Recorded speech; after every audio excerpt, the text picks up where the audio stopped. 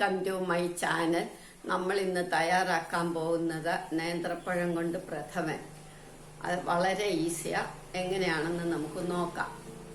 പഴം പ്രഥമന് നേന്ത്രപ്പഴം എടുക്കണം. ഇതേപോലത്തെ 2 പഴമാണ് ഞാൻ എടുക്കുന്നത്. അത് നമുക്ക് തൊലി കളഞ്ഞ് ചെറുതായിട്ട് അരിയണം. അങ്ങനെ അരിഞ്ഞതാ ഇത്. 2 പഴം അരിഞ്ഞതാ.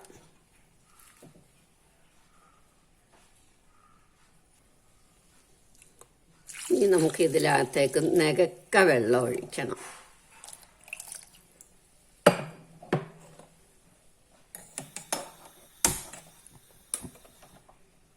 ഇനി ഇത് നന്നായിട്ട് വേവണം. ഞാനൊരു നുള്ളു മഞ്ഞപ്പൊടി ഇടും. പായസം ആയോണ്ടാ. ഇനി ഇത് നമുക്ക് അടച്ചു വെക്കാം. നന്നായിട്ട് വേവട്ടെ. ഇത് നന്നായിട്ട് തിളച്ചു. ഇനിയും വേവണം. അപ്പം നമുക്ക് സിമ്മാക്കാം. ഇനി സിമ്മാക്കി ഒരു 5 മിനിറ്റ് കൂടി ഇരിക്കുമ്പോൾ നന്നായിട്ട് വേവട്ടെ. ഇപ്പം ഇത് നന്നായിട്ട് വെന്തു. കഷ്ണം വേണ്ടാന്നുണ്ടെങ്കിൽ നമുക്കിങ്ങനെ ഉടയ്ക്കാം. സ്വല്പം കഷ്ണം കടിക്കണം പായസത്തിനെന്നുണ്ട്. ഒട്ടും ഉടയ്ക്കണ്ട. എനിക്ക് ഇത്തിരി കഷ്ണം കടിക്കുന്ന ഇഷ്ടം. അതുകൊണ്ട് ഞാൻ കുറച്ചുടയ്ക്കും. ഒരുപാട് ഉടക്കില്ല.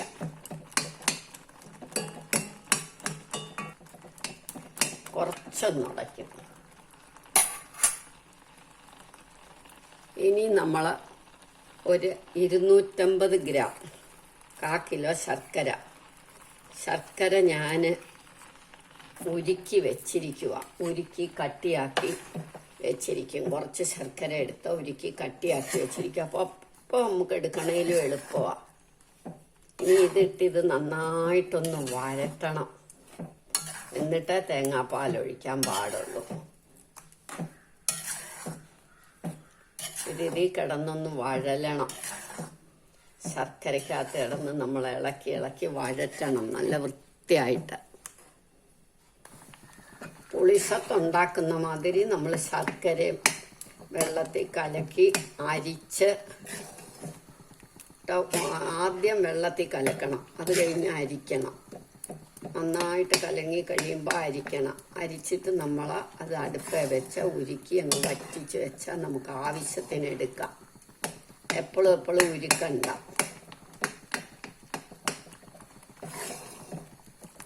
കട്ടിയാക്കി വെക്കാൻ കുറച്ചൊരു വെള്ളമായിട്ടും വേണേ വെക്കാം. ഫ്രിഡ്ജിലൊന്നും വെക്കണമെന്നില്ല. വെളിയിൽ വെച്ചാൽ മതി. ഒരുപാട് നാളിരിക്കും.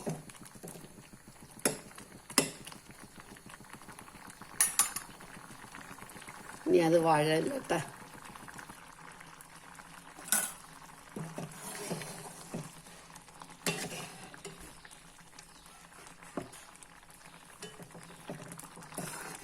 ഇപ്പം ഇത് വറ്റി വരുന്നുണ്ട്.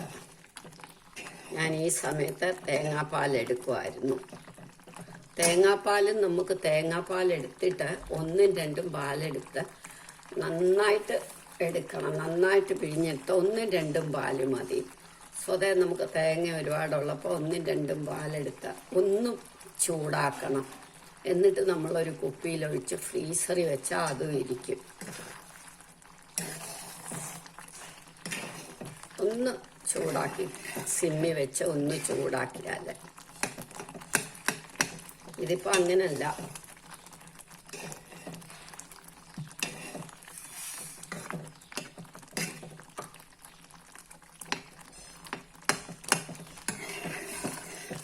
ഒന്നും കൂടെ വറ്റിയിട്ട് നമുക്ക് 3ആം പാല് ചേർക്കണം. ആദ്യം ഒന്നും കൂടെ വറ്റട്ടെ. അപ്പോൾ ഒരുവിധം നല്ലോണം ഇത് ശർക്കരയൊക്കെ പിടിച്ചു. ഇനി നമുക്ക് 3ആം പാലങ്ങ് ഒഴിക്കാം. ഇത് കിടന്നൊന്ന് വറ്റട്ടെ. വറ്റിയിട്ട് 2ആം പാലൊഴിച്ച് തിളച്ച് കഴിയുമ്പം 1ആം പാലൊഴിക്കണം. ഇന്നോടെ വറ്റുമ്പോൾ നമുക്ക് 2ആം പാലൊഴിക്കാം. ഇപ്പം ഇത് തിളച്ച് നല്ല വെള്ളമയമൊക്കെ അങ്ങ് പോയി. ഇനി നമുക്ക് 2ആം പാലൊഴിക്കാം. ഇതൊന്ന് തിളച്ച് കഴിയുമ്പോൾ നമുക്ക് ഒന്നാം പാൽ ഒഴിക്കാം. തിളക്കട്ടെ. രണ്ടാം പാലൊഴിച്ച് നന്നായിട്ട് തിളച്ചു. ഇനി നമുക്ക് ഒന്നാം പാലൊഴിച്ചങ്ങ് നിർത്തിയാൽ മതി.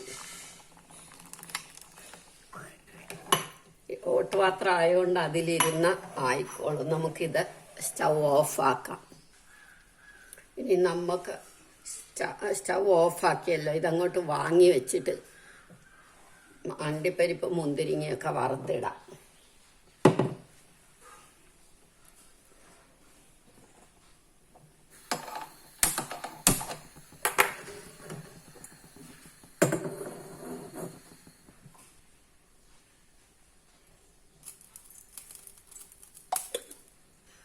ആദ്യം മുന്തിരിങ്ങ ഇട്ടങ്ങോട്ട് വറുത്തെടുക്കാം.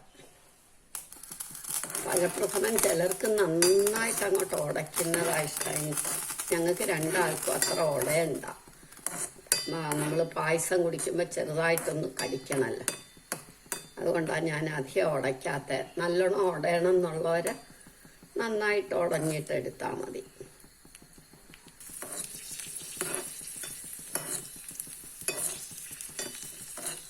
ഇത്രയും മൂത്താൽ മതി. എല്ലാം കൊടുന്നു വന്നാൽ നമുക്ക് പായസത്തിലേക്ക് ഇടാം.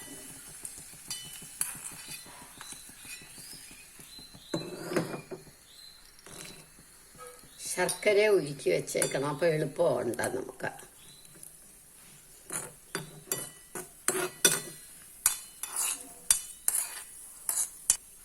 ബാക്കി വരുന്ന നെയ്യും അങ്ങ് ഒഴിച്ച് വെച്ചാൽ മതി, കടുക് വറക്കുന്ന മാതിരി.